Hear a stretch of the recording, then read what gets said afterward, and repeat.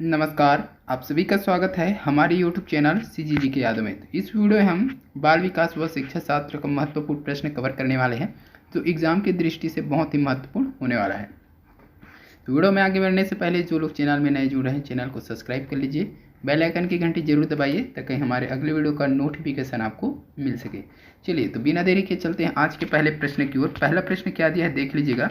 निम्नलिखित में से कौन सी पद्धति निम्न दृष्टि बालकों की पहचान करने की पद्धति नहीं है, पूछा गया है। ठीक है, तो इसमें से कौन सा पद्धति जो है निम्न दृष्टि बालकों की पहचान करने की पद्धति नहीं है, कौन सा नहीं है वो चीज़ आपको बताना है। कार्य निष्पादन परीक्षण, कक्षा प्रेक्षण, नेत्र जांच, उपरोक्त में से कोई नहीं।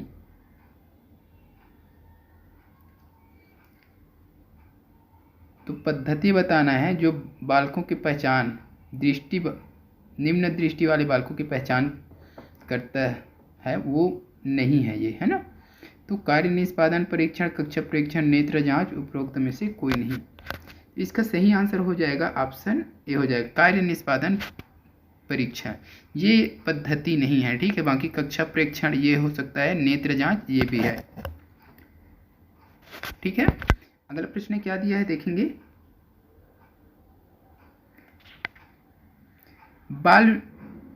CCE प्रकार के मूल्यांकन का उद्देश्य है। तो CCE प्रकार के मूल्यांकन का उद्देश्य क्या है? अधिक अध्ययन सामग्री को आसानी से याद कराने में मदद करें, अधिक अध्ययन सामग्री को जल्दी से याद कराने में मदद करें, याद रखने के कौशल विकसित करने में मदद करें, उपरोक्त में से कोई नहीं। क्या होगा सही आंसर बताइएगा।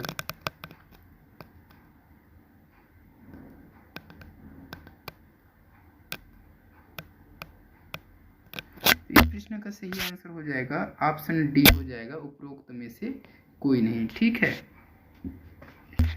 CCE प्रकार के मूल्यांकन का उद्देश्य क्या है? तो मूल्यांकन के लिए निरंतरता और नियमित पर जोर देना, ठीक है। विचार प्रक्रिया पर जोर देना, बच्चों की वृद्धि के दोनों शैक्षिक और सह शैक्षिक पहलुओं का आकलन करता है। ये तीनों पॉइंट आपको याद रखना है, ठीक है, CCE का, ठीक है।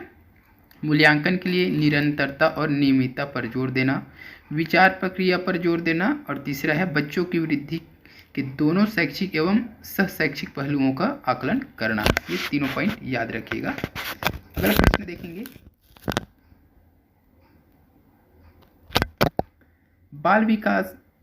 एक छात्र को शैक्षिक क्षेत्र के तहत एक विषय में 100 में से 47 अंक मिले हैं। यह अंक योजना के तहत किस ग्रेड में संगीतबद्ध होगा? तो किस ग्रेड के अंतर्गत आएगा 100 में से 47 वाला, ये चीज़ आपको बताना है। B2 दिया है, C1, C2, B1। इस प्रश्न के लिए सही आंसर की अगर बात करें तो ऑप्शन सी हो जाएगा, C2, ठीक है। तो 100 में से 47 अंक मिले हैं तो यह C2 ग्रेड के अंतर्गत आएगा, यह संबद्ध है ये, ठीक है। चलिए आप अगला प्रश्न देखेंगे। विशिष्ट आवश्यकता वाले बच्चों के संदर्भ में क्षति क्या है? तो विशिष्ट आवश्यकता वाले बच्चों के संदर्भ में क्षति क्या चीज़ है, ये चीज़ आपको बताना है। जन्म से विकार युक्त ऊतक, शरीर के किसी अंग के भाग का न होना या उसकी कार्य क्षमता का कम होना, परिवेश में सामंजस्य स्थापित करने में होने वाली समस्या, उपरोक्त सभी।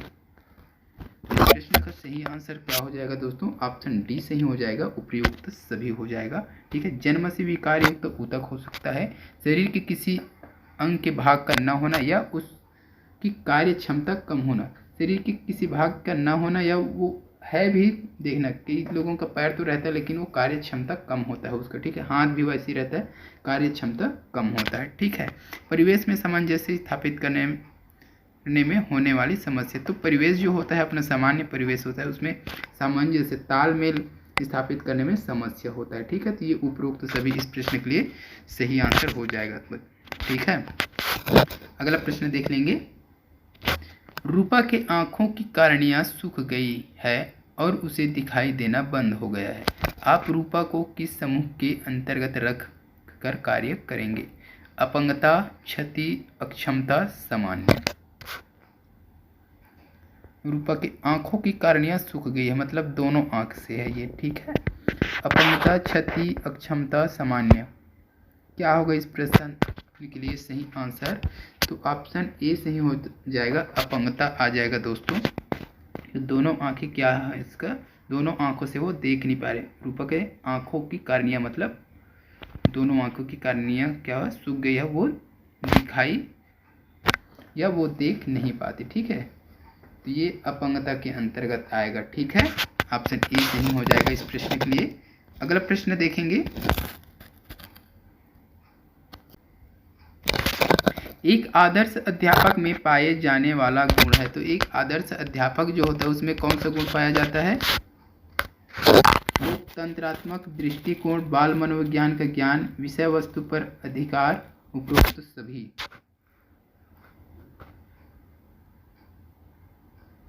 इसका सही आंसर हो जाएगा ऑप्शन डी हो जाएगा, उपरोक्त सभी। ठीक है, एक आदर्श अध्यापक में लोकतंत्रात्मक दृष्टिकोण, बाल मनोविज्ञान का ज्ञान और विषय वस्तु पर अधिकार या उसका पकड़ होना जरूरी है। ठीक है, एक आदर्श अध्यापक में, तो ये डी ऑप्शन सही हो जाएगा, उपरोक्त सभी। चलिए अगला प्रश्न देखेंगे, आपकी कक्षा में एक बच्चा रोज आपको परेशान करने के लिए अप्रासंगिक प्रश्न पूछता है, आप क्या करेंगे? तो प्रधानाचार्य से शिकायत करेंगे, उसे डांटेंगे, उससे बातचीत करेंगे, उसके माता पिता से शिकायत करेंगे। तो इस प्रश्न का सही आंसर की अगर बात करें तो ऑप्शन सी सही हो जाएगा, उससे बातचीत करेंगे। ठीक है, क्यों ऐसा करता है वो, ये चीज जानना है ना भाई। तो कक्षा में एक बच्चा रोज शिक्षक को परेशान करने के लिए अप्रासंगिक प्रश्न पूछता है, तो शिक्षक को उससे बातचीत करके उसकी समस्या का समाधान करना चाहिए। ठीक है, तो ये उससे बातचीत करेंगे, पूछेंगे क्या है तुम्हारा बेटा समस्या, बताओ तो जरा। चलिए अगला प्रश्न क्या है देखेंगे, NCA 2005 की संस्तुतियों के अनुसार कक्षा 1 एवं कक्षा 2 के विद्यार्थियों के लिए मूल्यांकन का तरीका होना चाहिए। तो निम्नलिखित परीक्षण के आधार पर, मौखिक परीक्षण के आधार पर, लिखित एवं मौखिक परीक्षण के आधार पर, प्रेक्षण के आधार पर। तो इस प्रश्न का सही आंसर हो जाएगा ऑप्शन डी हो जाएगा, प्रेक्षण के आधार पर। अगला प्रश्न देखेंगे, निम्न में से वस्तुनिष्ठ परीक्षणों के गुण के संबंध में सही कथन है। इनका अंकन शीघ्रता एवं सुगमता से किया जा सकता है। ये परीक्षण व्यक्तिगत प्रभाव से प्रभावित नहीं होते। वस्तुनिष्ठ के कारण ये अधिक विश्वसनीय एवं वैध होते हैं। उपरोक्त में से कोई नहीं। क्या होगा सही आंसर बताना है आपको। निम्न में से वस्तुनिष्ठ परीक्षणों के गुण के संबंध में सही कथन क्या है उसको बताना है। ठीक है, पढ़ लीजिए, चलिए पढ़ लीजिए पहले। इस प्रश्न के लिए सही आंसर क्या होगा, ऑप्शन बी सही है। ठीक है, 1 2 व 3। ठीक है, 1 2 3 देख लेते हैं। तो इनका अंकन शीघ्रता एवं सुगमता से किया जा सकता है। ठीक है, ये परीक्षण व्यक्तिगत प्रभाव से प्रभावित नहीं होते। वस्तुनिष्ठता के कारण ये अधिक विश्वसनीय एवं वैध होते हैं। ठीक है, ये तीनों ही कथन सही है। अगला प्रश्न देखेंगे,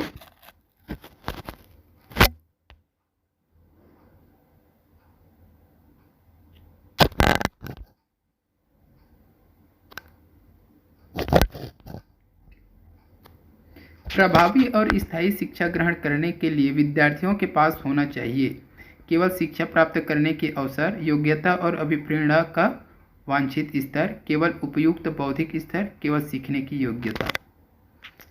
ये बढ़िया प्रश्न है, कंफ्यूजिंग कर देगा आपको भाई। तो इस प्रश्न की सही आंसर की बात करें तो ऑप्शन बी सही हो जाएगा, योग्यता और अभिप्रेरणा का वांछित स्तर। ठीक है, प्रभावी और स्थायी शिक्षा ग्रहण करने के लिए विद्यार्थी के पास योग्यता और अभिप्रेरणा का वांछित स्तर होना चाहिए। अगला प्रश्न क्या है देखिए, पीयर रेटिंग से आप क्या समझते हैं। पीयर रेटिंग एक मूल्यांकन उपकरण जिसमें किसी व्यक्ति के कार्य का मूल्यांकन अन्य सदस्यों द्वारा किया जाता है। यह पीयर ग्रेडिंग के समान है।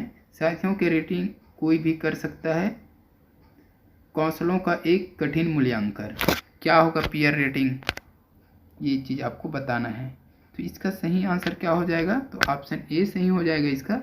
एक मूल्यांकन उपकरण जिसमें किसी व्यक्ति के कार्य का मूल्यांकन अन्य सदस्यों द्वारा किया जाता है, ये है पीयर रेटिंग। याद रखना इसको,